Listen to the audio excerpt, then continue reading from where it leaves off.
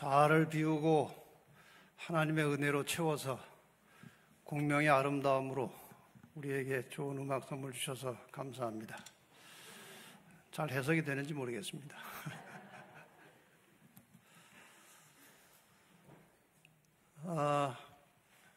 전도에 관련된 인사는 제가 일부 예배 때 드렸기 때문에 시간이 많지 않아서 바로 설교를 시작하겠습니다. 코로나 세상 누가 살아남을 것인가라는 주제로 한 주간 동안 말씀을 나누었습니다. 오늘은 살아남은 자들이 어떻게 될 것이냐, 그런 내용이 되겠습니다. 예수님 재림하실 때에 이 살아남은 자들이 구원을 받게 될 것인데 그 이후에 어떻게 될 것인지에 관련해서 말씀을 준비했습니다. 지구의 천년 휴식과 재창조 혹은 인간 회복이라고 하는 제목으로 말씀을 나누겠습니다. 나중에 설명을 드릴 내용입니다만은 이 천년이라고 하는 단어가 나오는 계시록 20장 1절로 3절 말씀을 잠깐 보겠습니다. 또 내가 보매 천사가 무저갱 열쇠와 큰 쇠사슬을 그 손에 가지고 하늘로서 내려와서 용을 잡으니 곧 옛 뱀이요 마귀요 사단이라. 잡아 1,000년 동안 결박하여 무저갱에 던져 잠그고 그 위에 인봉하여 1,000년이 차도록 다시는 만국을 미혹하지 못하게 하였다가 그 후에는, 그러니까 1,000년이 지난 후에는 반드시 잠깐 노일이라. 여기에 1,000년이라고 하는 기간이 나옵니다.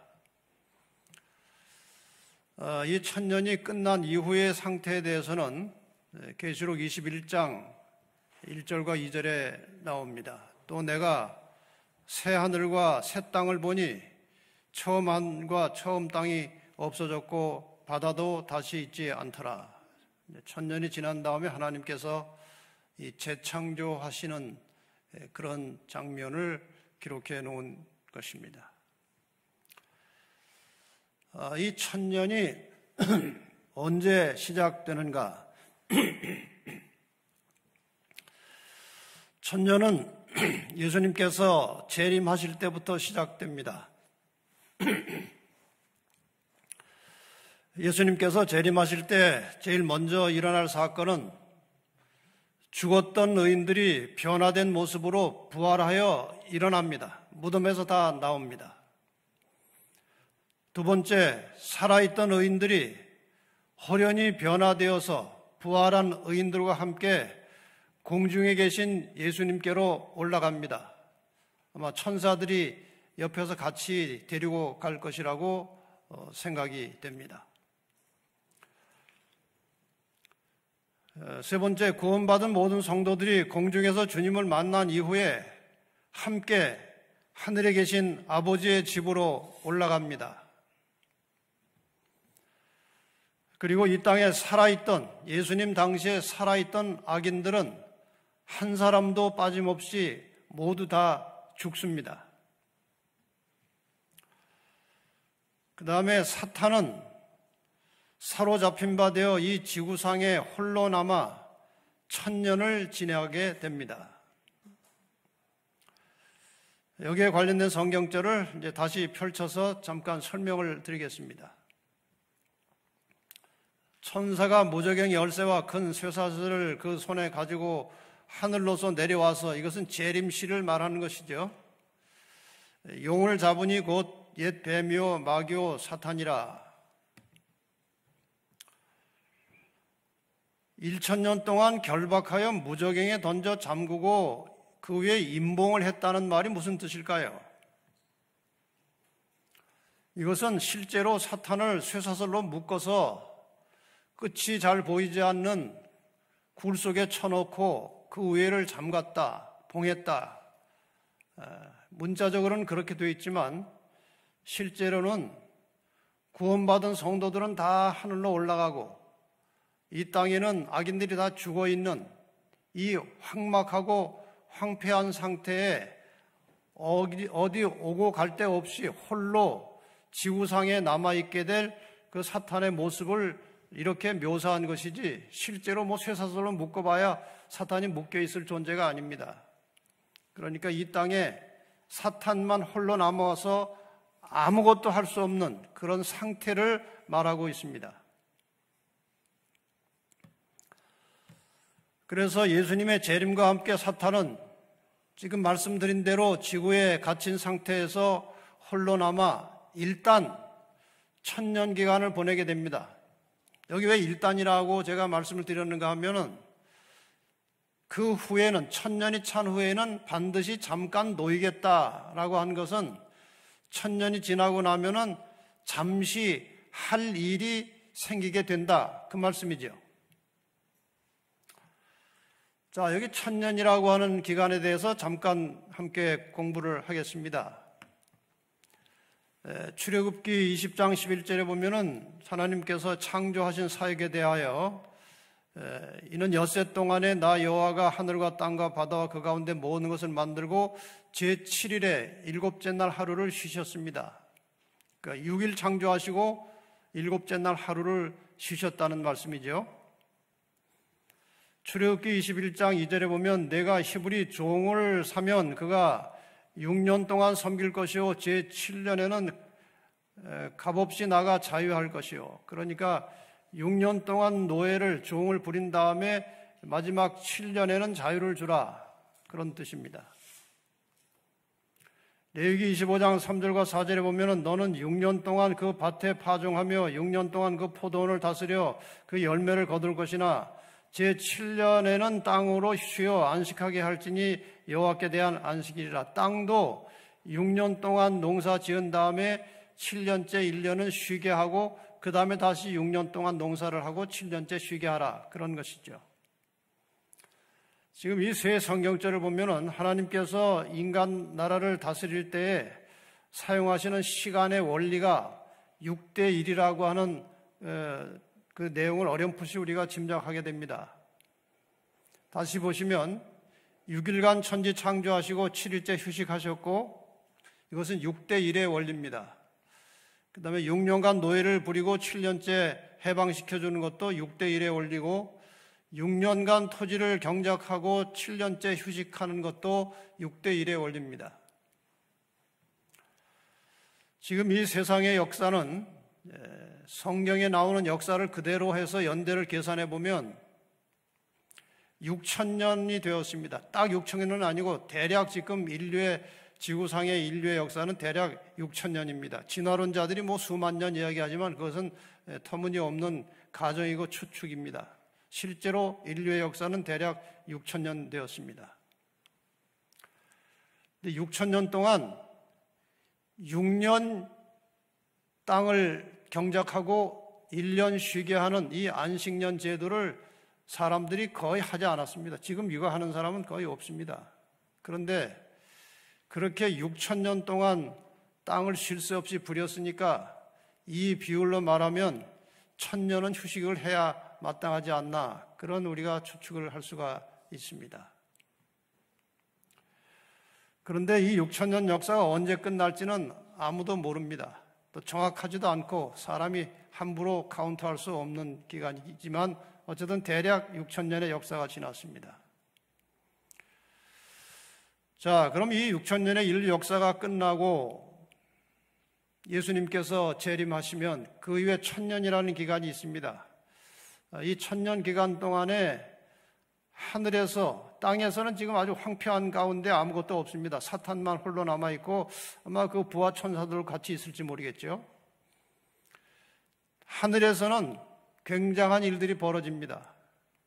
그 1000년 기간 동안에 하늘에서 있을 일들을 우리가 자세하게 알 수는 없습니다만은 이 계시록에 나타난 그대로 계시록에 나타난 것만 가지고 이제 1000년의 일을 우리가 잠깐 살펴보겠습니다. 이 계시록 20장을 우리가 자세히 읽어보면 그 1000년 동안에 하늘에서 의인들이 악인들을 심판하는 장면이 묘사되어 나옵니다. 계시록 20장 4절과 5절에 보면 또 내가 보좌들을 보니 거기에 앉은 자들이 있어 심판하는 권세를 받았더라. 또 내가 보니 예수의 증거와 하나님의 말씀을 인하여 목배임을 받은 자의 영혼들과 이 사람들은 죽어서 부활하여 구원받은 사람들을 대표하는 것입니다.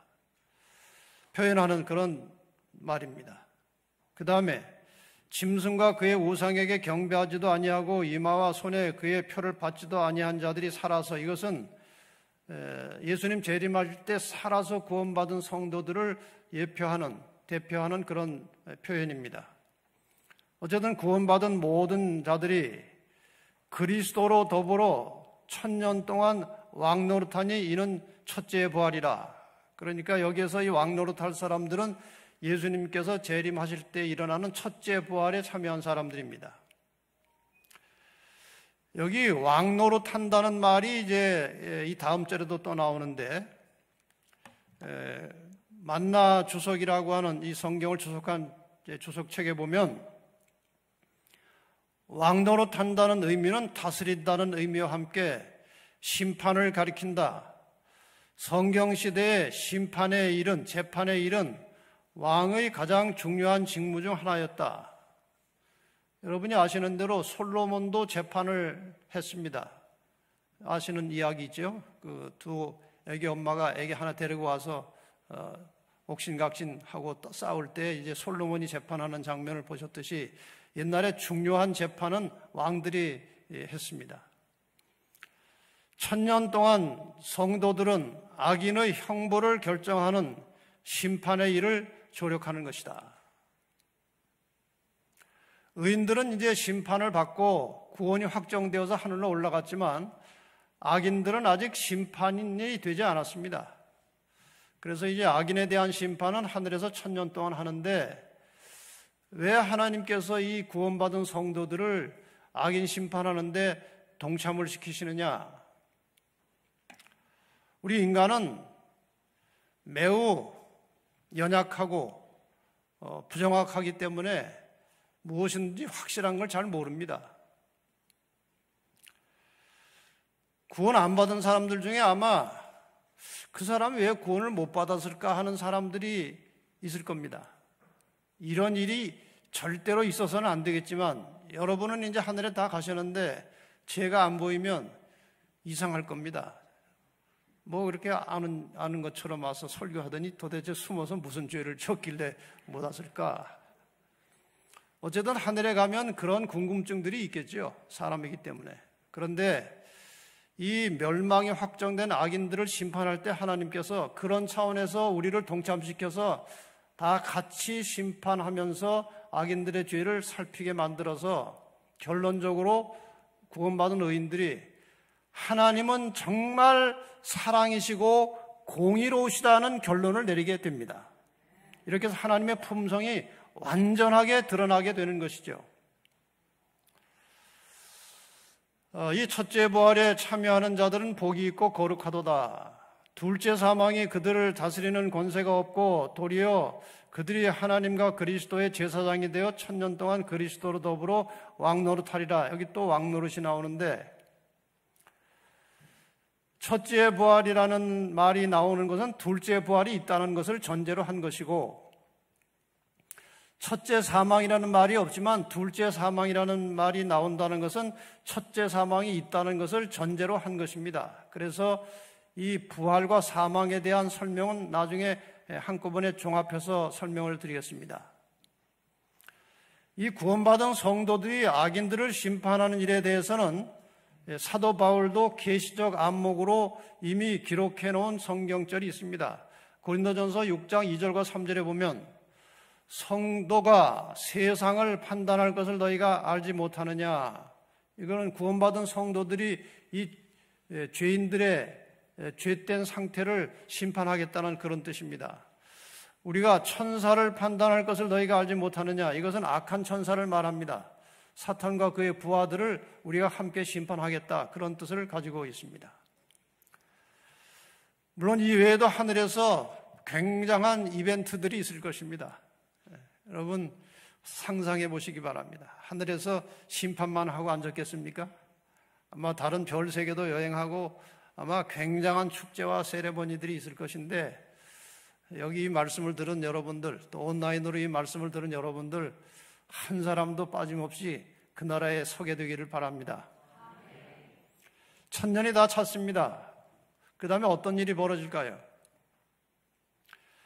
천년이 찬 다음에 하늘의 모든 가족들이, 하나님과 천사들, 그리고 구원받은 성도들이 이 땅으로 내려오는 장면이 스가랴 14장에 예언이 되어 있습니다. 왜 그럴 수밖에 없는가?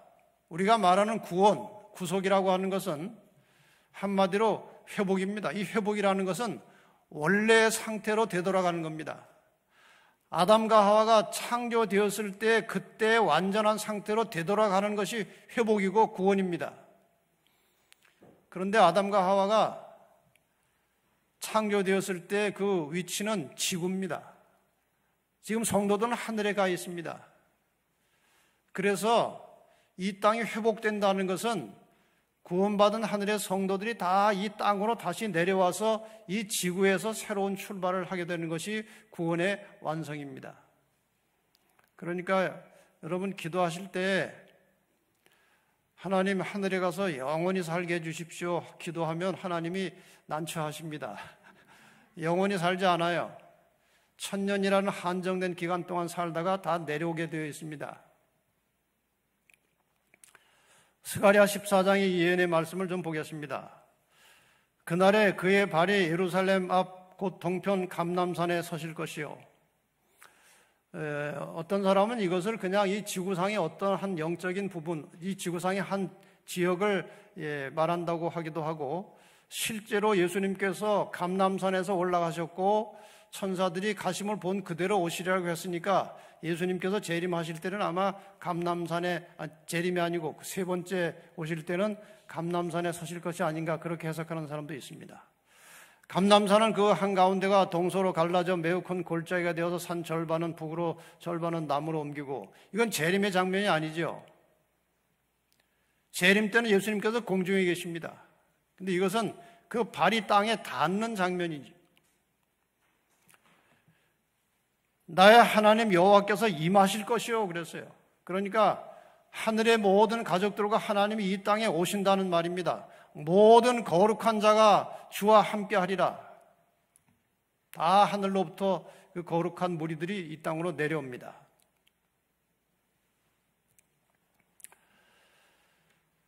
그런데 새 예루살렘 성이 지상으로 내려온다는 기록도 있습니다. 예수님께서 내가 너희를 위해 초소를 예배하러 간다고 했을 때 그 초소가 예루살렘 성입니다. 그것이 이 땅으로 내려오는 장면에 대해서 계시록 21장 2절에 또 내가 보매 거룩한 성 새 예루살렘이 하나님께로부터 하늘에서 내려오니 그 예배한 것이 신부가 남편을 위하여 단장한 것 같더라. 여러분, 그 어마어마하게 큰 예루살렘 도성이 하늘에서 금빛 찬란한 모습으로 내려오는 장면을 한번 상상해 보시기를 바랍니다. 여기 그 예루살렘 내려오는 장면을 그냥 대충 한번 그림으로 이렇게 묘사를 해봤는데 이 소리가 연결되어 있는지 모르겠습니다.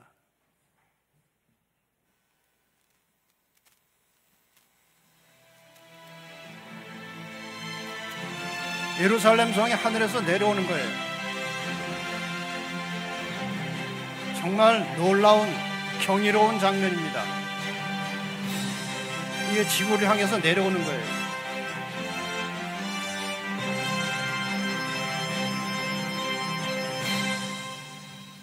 실제가 이렇지는 않겠지만 한번 상상해 본 겁니다. 예루살렘 성이 내려왔어요. 구원받은 성도들, 하나님의 하늘 가족들 다 내려왔습니다.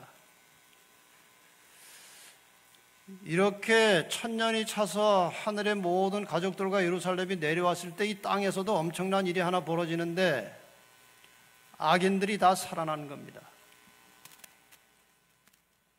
부활하는 겁니다. 여기에 대해서 계시록 20장 7절과 8절에는 이렇게 기록하고 있습니다. 천년이 차매 사단이 그 옥에서 놓여 나와서 땅의 사방 백성 곧 곡과 마곡을 미혹하고 모아 싸움을 붙이리니 그 수가 바다 모래 같으리라. 천년이 차매 사단이 옥에서 잠깐 놓여 나온다고 된 말씀이 바로 이것입니다. 악인들이 다 부활해서 잠깐 할 일이 생겼습니다.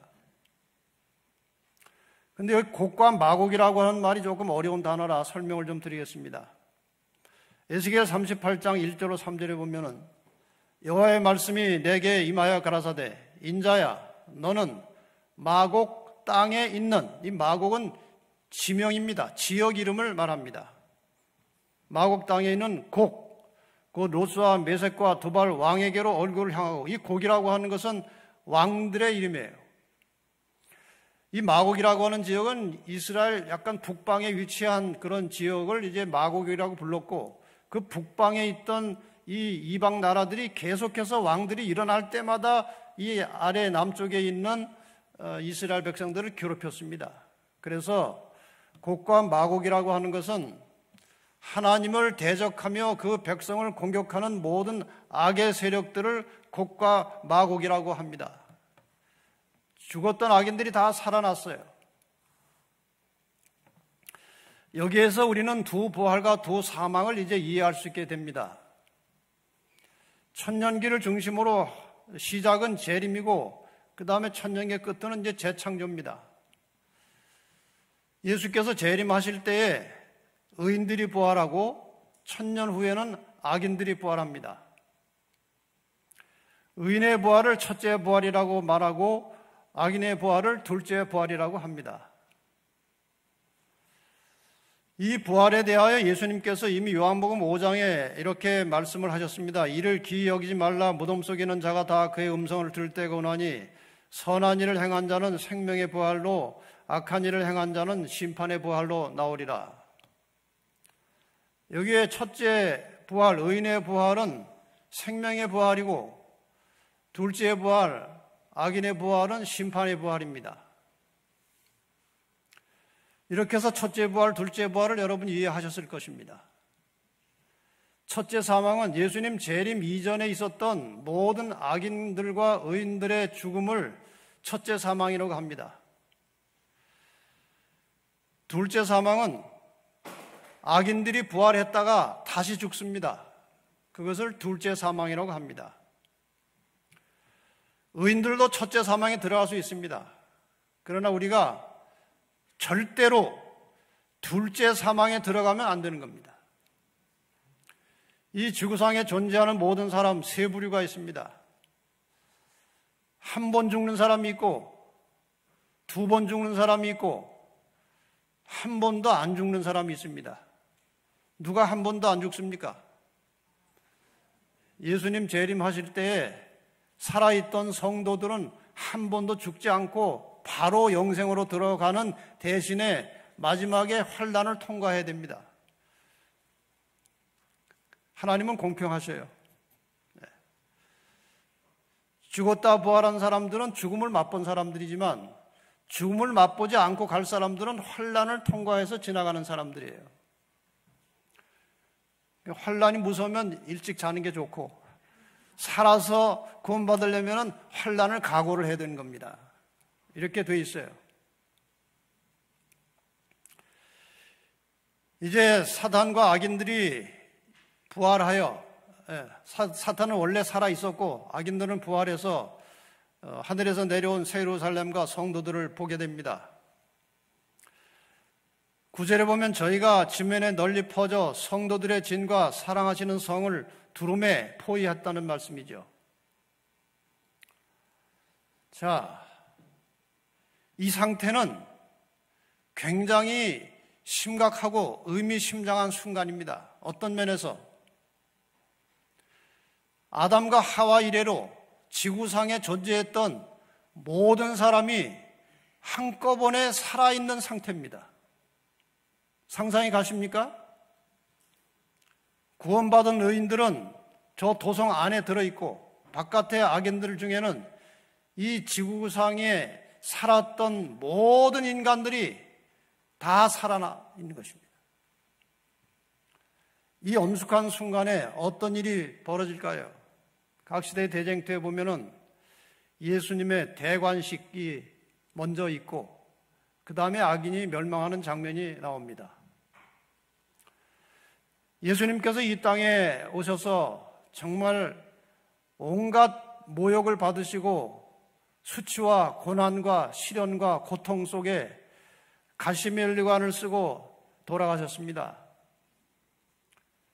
이것 때문에 우리가 구원을 받게 되었습니다. 그런데 이 1000년 후에 일어나는 이 예수 그리스도의 대관식에는 가시면류관 대신에 가시관 대신에 영광의 면류관을 쓰고 예수님께서 보좌 위에 나타나십니다. 여기에 대해서 각시대의 대쟁투 664페이지와 665페이지 이렇게 기록하고 있습니다. 이제 그리스도께서는 원수들 앞에 다시 나타나신다.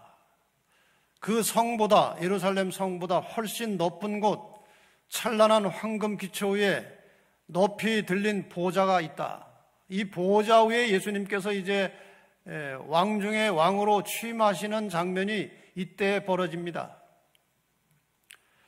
그 보좌에 하나님의 아들이 좌정하시고 그분의 나라의 백성들이 그 주위를 둘러싼다. 그리스도의 권능과 위엄은 우리의 말로 표현할 수 없고 붓으로 묘사할 수 없다. 영원한 아버지의 영광이 그분의 아들을 둘러싼다. 이게 구속 사업에 있어서 마지막 클라이막스입니다. 아주 최고 절정에 달하는 놀라운 이 구속에 완성되는 장면이 여기서 벌어집니다. 하나님의 아들의 마지막 대관식은 하늘과 땅의 모든 거민이 모인 가운데 행해진다. 이제 만왕의 왕께서는 최고의 위엄과 권세를 가지고 당신의 정부에 반역한 자들에게 선고를 내리시고 하나님의 율법을 범하고 그분의 백성을 박해한 자들에게 판결을 집행하신다. 하나님은 참 오랫동안 참으셨습니다. 하나님을 회방하고 하나님을 대적하고 그 백성들을 핍박하고 박해하는 자들에 대하여 하나님은 오랫동안 참으셨습니다. 그러나 마침내 이 순간에 이들을 심판하시고 멸망시키는 불이 하늘에서 내려오는 겁니다. 하늘에서 불이 내려와 저희를 소멸하고, 여기에 대해서 계시록 20장 13절과 14절은 이렇게 표현하고 있습니다. 각 사람이 자기의 행위대로 심판을 받고 사망과 음부도 불못에 던지우니 이것은 둘째 사망 곧 불못이라. 성경이 말하는 지옥은 바로 이것을 말하는 겁니다. 어디 땅속에 꺼지지 않는 불타고 있는 그런 지옥은 없습니다. 그것은 그냥 인간들이 상상해서 묘사한 것뿐입니다. 이것이 바로 지옥이고, 이 불은 절대로 영원할 수가 없습니다. 왜? 만약에 이 불이 지금 영원하다면 이 상태에서 구원받은 성도들은 영원토록 불구경만 하는 겁니다. 그것은 성경적으로 상식적으로 맞지 않아요. 불이 내려와서 저희를 소멸한다고 그랬어요. 불태워서 완전히 멸망시키는 겁니다. 성경이 말하는 영원한 불이라고 하는 것은 하나님이 내리신 사람이 끌 수 없는 불, 혹은 불타서 멸망한 결과가 영원할 때 영원한 불이라고 하는 겁니다. 그래서 이 하나님이 내리신 불로 악인들은 영원한 멸망을 받게 되고, 모든 죄의 결과와 죄의 근원과 죄의 흔적, 죄와 관련된 모든 것이 사라진 상태에서 하나님께서 이제 이 땅을 다시 창조하십니다. 이것을 재창조라고 하는 겁니다. 성경은 아주 분명하게 표현하고 있습니다. 계시록 21장 1절에 보면은 또 내가 새 하늘과 새 땅을 보니 처음 하늘과 처음 땅이 없어졌다고 그랬어요. 지금 우리가 누리고 있는 이 하늘 땅은 창조 때, 창세기에 나오는 창조시에 만들어진 하늘과 땅입니다. 근데 여기는 분명히 새 하늘과 새 땅이라는 말이 나옵니다. 그래서 이 불에 타서 모든 죄악과 죄의 흔적이 불타서 없어진 죄가 없는 상태에 이 땅에 하나님께서 다시 새 하늘과 새 땅을 조성하시고 인류는 이 새 장소에서, 새 지구에서 영원한 삶을 시작하는 것이 구원의 완성이고 새로운 역사의 출발입니다. 성경의 구원은 그런 추상적이고 막연한 사건이 아니고 이렇게 구체적으로 인간의 시간과 공간 속에서 일어나고 있는 아주 매우 확실하고 구체적이고 정확한 사건으로 구원이 완성되는 것입니다. 이 자리에 여러분과 제가 있으면 얼마나 좋겠습니까? 우리가 지금 이 자리에 들어가기 위해서 지금 기도하고 말씀 보고 하나님의 말씀에 순종하고 살고 있는 것입니다. 우리가 이 땅에 사는 생활은 이 하늘에서 살기에 적합한 품성을 개발하는 겁니다. 하늘 가서 사는 연습을 하시기 바랍니다. 이 땅에서 사람을 미워하던 사람들은 하늘에 가서 그 성격 가지고는 못 삽니다. 모두가 다 사랑하고 연합하고 화목한 장소가 그 구원받은 성도들이 누릴 새하늘과 새 땅입니다. 이 땅에 사는 동안에 부지런히 하늘을 생각하고 하늘을 명상하고 예수님을 바라보면서 예수님을 닮아가는 품성을 조금씩 닮아가시다가 마침내 호련히 변화되어서 예수님처럼 변화된 모습으로 예수님과 함께 영원히 사는 우리 성도들이 되시기를 바랍니다. 이렇게 구원이 완성된 상태에서 들려오는 소리가 있습니다. 계시록 21장 3절과 4절입니다. 같이 한번 읽어보시겠습니다. 우리 온라인으로 보시는 분들도 이 말씀을 같이 다 있는 그 자리에서 읽겠습니다. 시작. 내가 들으니 보좌에서 큰 음성이 나서 가로되 보라, 하나님의 장막이 사람들과 함께 있음에 하나님이 저희와 함께 거하시리니 저희는 하나님의 백성이 되고 하나님은 친히 저희와 함께 계셔서 모든 눈물을 그 눈에서 씻기심에 다시 사망이 없고 애통하는 것이나 곡하는 것이나 아픈 것이 다시 있지 아니하리니 처음 것들이 다 지나갔음이라라. 아멘. 다시 하나님의 음성이 들립니다. 보라, 내가 만물을 새롭게 하노라. 또 가라사대 이 말은 신실하고 참되니 기록하라 하시고 또 내게 말씀하실 때 이루었도다. 나는 알파와 오메가요 처음과 나중이라. 내가 생명수 샘물로 목마른 자에게 값없이 주리니 이기는 자는 이것들을 유업으로 얻으리라. 나는 저의 하나님이 되고 그는 내 아들이 되리라. 이 하나님의 선언을 그 자리에서 우리 모두가 함께 듣게 되기를 바랍니다. 이기는 자에게 이 유업을 주시겠다고 하셨습니다. 세상 사는 것, 죄악 세상에서 하나님 뜻에 맞춰 사는 것 결코 쉬운 일이 아닙니다. 그러나 주님께서 먼저 가신 길이니 끝까지 참고 견디고 성령의 능력을 빌려서 이기시고 이 생명 강가에 서게 되시기를 바랍니다.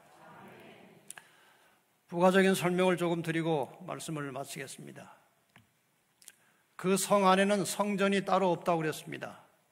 성 안에 성전을 내가 보지 못하였으니 이는 주 하나님 곧 전능하신 이와 및 어린 양이 그 성전이심이라. 하나님 백성들은 아버지 하나님과 아들 하나님으로 더불어 자유롭게 교통하는 특권을 얻는다. 하나님을 대면해서 보게 된다는 말이죠. 우리가 지금은 거울로 보는 것 같이 희미하다. 우리는 하나님의 형상을 마치 거울 속에 비친 것처럼 천연계 가운데서 또한 그분께서 인류를 취급하신 일을 통하여 바라본다. 그러나 그때에는 사이를 가로막아 놓았던 희미한 휘장 없이 하나님을 직접 대면하여 보게 될 것이다. 우리는 그분 앞에 서서 그분의 얼굴의 영광을 직접 바라볼 것이다. 참 얼마나 신비하고 신기한 일입니까? 하나님을 직접 보게 된다는 말이죠. 그 하나님이 사랑의 눈으로 우리를 바라보시고 우리와 함께 영원히 사시겠다는 약속입니다. 이 지구는 지금 헛바퀴를 돌고 있는 역사입니다. 이건 제가 성경 예언을 쭉 공부하면서 성경에 기초한 역사관을 하나의 도표로 그려본 겁니다. 인간이 창조된 이후에 우리는 영원히 살게 되어 있었습니다. 원래 사람은. 그런데 사람이 범죄하고 타락하면서 영원이라는 시간을 벗어나서 헛바퀴를 돌게 되었습니다. 이 헛바퀴를 도는 역사 속에서 우리는 살고 생존하고 있어요. 이 역사 중에 나타난 큰 사건들, 노아 홍수 심판이 있었고 바벨탑 반역 사건이 있었고 하나님께서 바벨탑 사건 이후에 아브라함을 불러내셔서 이스라엘 민족을 이루시고 이스라엘 민족을 통해서 여자의 후손 구원자 예수 그리스도께서 나타나셨습니다. 예수님께서 이 땅에 교회를 세우시고 올라가셨고 그 교회를 우리는 초기 교회라고 말합니다. 사도들에 의해서 또 예수님의 제자들에 의해서 교회가 크게 번영하고 큰 교회로 성장을 하게 됩니다. 얼마 가지 않아서 교회는 세속화되고 타락하게 되었죠. 그래서 종교 암흑 시대가 1000년 이상 계속됩니다. 그러다가 종교 개혁이 일어나고 성경대로 바르게 신앙을 하자고 하는 개신교회들이 생겨났습니다. 그러나 개신교회도 세대가 지남에 따라서 점점 세속화되고 성경과 멀어지게 되었고 마지막에 하나님께서 성경에 맞는 하나님의 계명에 충실한 남은 자손, 남은 교회를 이제 세워 주셨습니다. 이 남은 교회를 박멸하기 위해서 다시 사탄이 한 세력을 살려내는데 그것이 바로 종교 암흑 시대를 지배하던 교황의 권세가 다시 살아났습니다. 결국 마지막에 있을 선악의 싸움은 이 교황의 권세가 남은 자손들을 이 땅에서 쓸어버리는 겁니다. 그러나 교회가 승리하게 되어 있습니다. 끝까지 견디면 성도의 인내와 예수님에 대한 믿음을 가지고 교회는 성도들은 승리하게 되어 있습니다. 마침내 승리한 성도들을 데리러 예수님께서 재림하십니다. 그리고 1000년의 세월이 지나고 이 땅은 재창조되어서 구원받은 성도들과 하늘의 가족들이 함께 이 땅에서 새로운 영혼을 시작하는 것입니다. 이것을 한마디로 하면 회복입니다. 원래 상태로 되돌아갑니다. 대쟁투는 끝났다. 죄와 죄인들은 없어졌다. 온 우주는 깨끗해졌다. 오직 조화와 기쁨의 맥박만이 온 우주의 만물을 통하여 고동한다. 생명과 빛과 환희가 만물을 창조하신 분에게서 끝없이 넓은 우주로 퍼져 나간다. 가장 작은 원자로부터 가장 큰 세계에 이르기까지 만물은 생물계와 무생물계를 막론하고 조금 더 흠이 없는 아름다움과 완전한 기쁨으로 하나님은 사랑이시라고 선포한다. 이제 이러한 선포를 들을 날이 멀지 않았습니다. 가까이 오고 있습니다. 다시 한번 우리는 우리를 데리러 오시는 그리스도의 재림을 깊이 생각해 보시기를 바랍니다. 재림에 관한 아주 감동적인 찬양이 있어서 마지막으로 이 찬양을 들으시면서 한 주간의 모든 집회를 마치려고 합니다. 조금 볼륨을 높여주세요.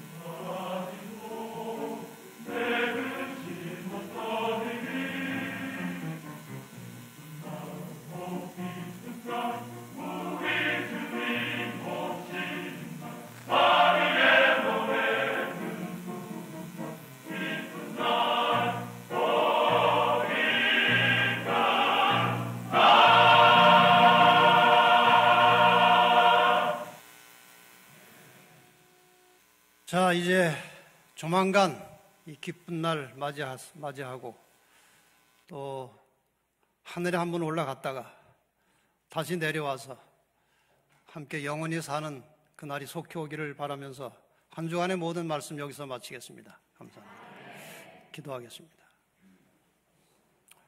저희를 사랑하시고 저희를 구원하시기 위해서 독생자 예수 그리스도를 십자가에 내어주시고 그 쓰라린 고통과 죽음의 희생을 통해서 우리가 다시 구원을 받아 아버지와 함께 영원히 살 수 있는 길을 열어주시고 우리에게 믿음을 주셔서 그 길을 따라 살 수 있는 귀한 신앙을 갖게 해주셔서 감사합니다. 예언의 말씀을 통해서 상세하게 우리의 구원을 가르쳐 주시고 안내해 주시는 하나님의 자상하신 섭리와 사랑을 다시 한번 감사합니다. 이 구원을 놓치지 않도록 저희를 붙들어 주시옵소서. 순간순간 성령의 능력 의지하여 주님께서 인도하시는 길 따라 살게 하시고 하나님의 말씀에 순종하는 훈련을 받게 하시고 그래서 우리의 품성이 주님을 닮게 하시고 주님을 닮은 모든 성도들이 함께 모여 사는 그곳에 우리도 함께 참여해서 영원히 살게 해 주시옵소서. 오늘 이번에 이 말씀에 참여한 모든 사랑하는 우리 토평교회 성도들 그리고 온라인으로 이 말씀을 들은 전국 각처의 신실한 주님의 자녀들 기억해 주시고 그들도 동일한 사랑과 하나님의 따뜻한 섭리로 인도하셔서 주님 오시는 그날을 기쁜 날로 맞이하게 하시고 영원한 생명에 들어가게 하시고 우리 아버지를 만나서 영원히 함께 살아가는 축복을 누리게 하여 주시옵소서. 예수 그리스도의 이름으로 간절히 기도합니다.